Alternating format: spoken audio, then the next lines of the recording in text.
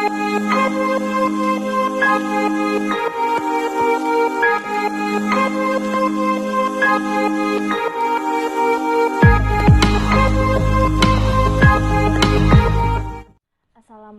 warahmatullahi wabarakatuh. Perkenalkan, nama saya Rafika Dawiyah. Saya dari Program Studi Ilmu Keolahragaan, Fakultas Ilmu Kesehatan Universitas Singapura Karawang. NPM saya 191063124448. Di sini kami akan mempresentasikan tentang karya ilmiah. Yang pertama ada pengertian karya ilmiah, yang kedua ada fungsi karya ilmiah, yang ketiga ada tujuan karya ilmiah, yang keempat ada gaya penulisan karya ilmiah, yang kelima ada ciri-ciri karya ilmiah, yang keenam ada sistematika karya ilmiah, yang ketujuh ada jenis-jenis karya ilmiah, dan yang kedelapan ada aspek dalam karya ilmiah. Di sini saya akan menjelaskan tentang pengertian karya ilmiah terlebih dahulu. Pengertian karya ilmiah atau karya tulis ilmiah (KTI) menurut Perlindungan Pardede adalah tulisan yang mengungkapkan sebuah pikiran yang diperoleh dari hasil pengamatan, penelitian, atau peninjauan terhadap sesuatu yang disusun menurut metode dan sistematika tertentu, dan yang isinya kebenarannya dapat dipertanggungjawabkan. Lalu di sini ada contoh fakta yang bersifat ilmiah. Yang pertama, setetes air terdiri atas molekul-molekul air, yang tiap molekul terdiri atas 2 atom hidrogen dan 1 atom oksigen. Yang kedua, panas matahari dapat diubah menjadi energi listrik.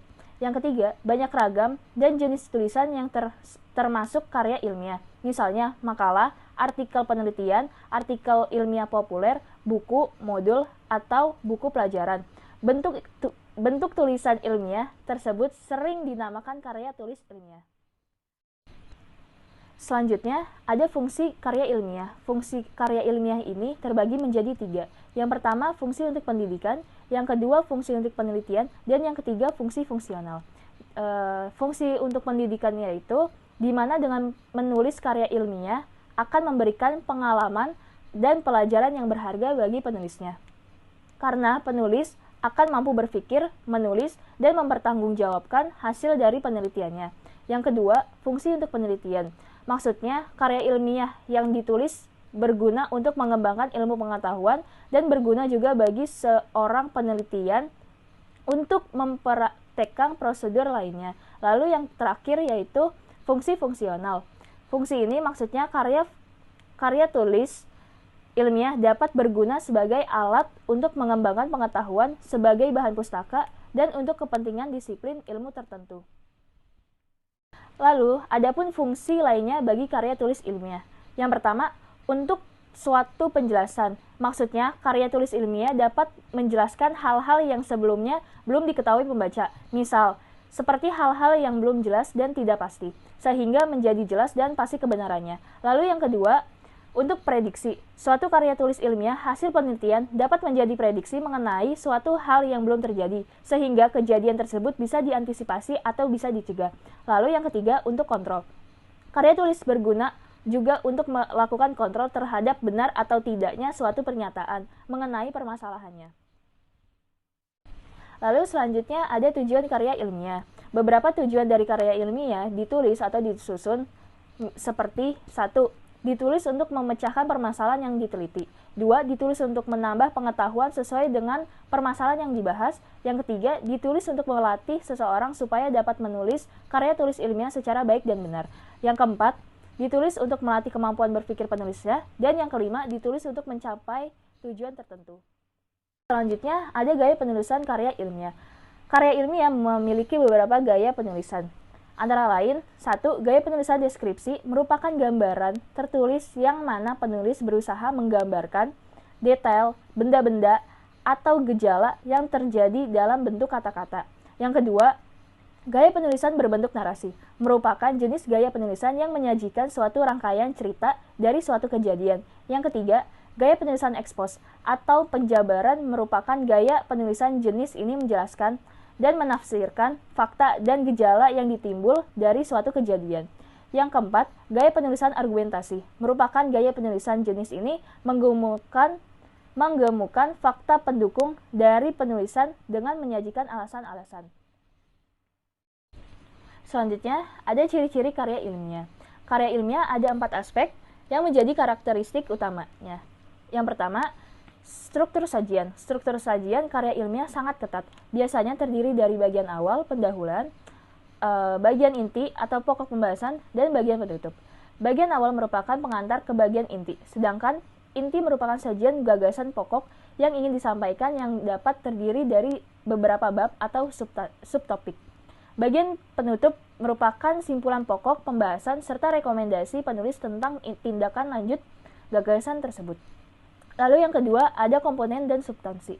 Komponen karya ilmiah bervariasi sesuai dengan jenisnya. Namun, semua karya ilmiah mengandung pendahuluan, bagian inti, penutup, dan daftar pustaka. Artikel ilmiah yang dimuat dalam jurnal mempersyaratkan adanya abstrak. Lalu yang ketiga, ada sikap penulis. Sikap penulis dalam karya ilmiah adalah objektif, yang disampaikan dengan menggunakan gaya bahasa impersonal. Dengan banyak menggunakan bentuk pasif, tanpa menggunakan kata ganti orang pertama atau kedua.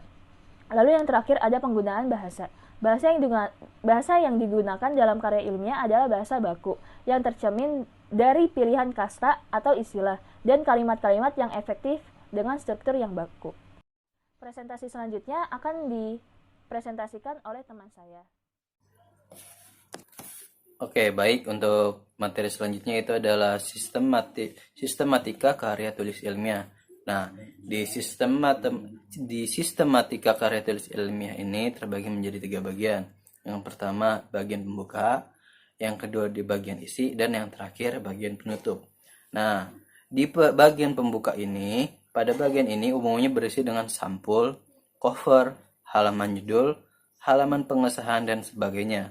Nah, selanjutnya untuk di bagian isi mengandung banyak. Yang pertama, bab pendahuluan, bab landasan teori, bab metodologi penelitian. Dan yang terakhir, di bagian 3 ini atau di bagian akhir. Nah, bagian akhir ini mengandung yang salah satunya pertama daftar pustaka, lampiran-lampiran, dan riwayat hidup. Baik, selanjutnya ada jenis-jenis karya tulis ilmiah. Nah, jenis-jenis karya tulis ilmiah ini sebenarnya sangat-sangat banyak, dan mungkin saya akan memberikan contoh beberapa. Nah, salah satunya ini yang pertama ada makalah, skripsi, tesis, paper, artikel, dan sebagainya. Baik, materi selanjutnya itu adalah aspek dalam karya ilmiah. Nah, berdasarkan bentuk dan fungsinya, karya ilmiah menurut Perlindungan Pardede ada beberapa jenis. Pertama, laporan atau tulisan yang berisi rekaman. Yang kedua, itu adalah makalah. Yang ketiga, ada kertas kerja. Yang keempat, ada skripsi. Yang kelima, ada disertasi. Yang keenam, ada resensi. Yang ketujuh, ada kritik. Dan yang terakhir, ada esai. Mungkin hanya itu saja yang bisa kami paparkan. Semoga ilmunya bermanfaat. Kurang lebihnya mohon maaf. Billahi taufiq wal hidayah. Wassalamualaikum warahmatullahi wabarakatuh.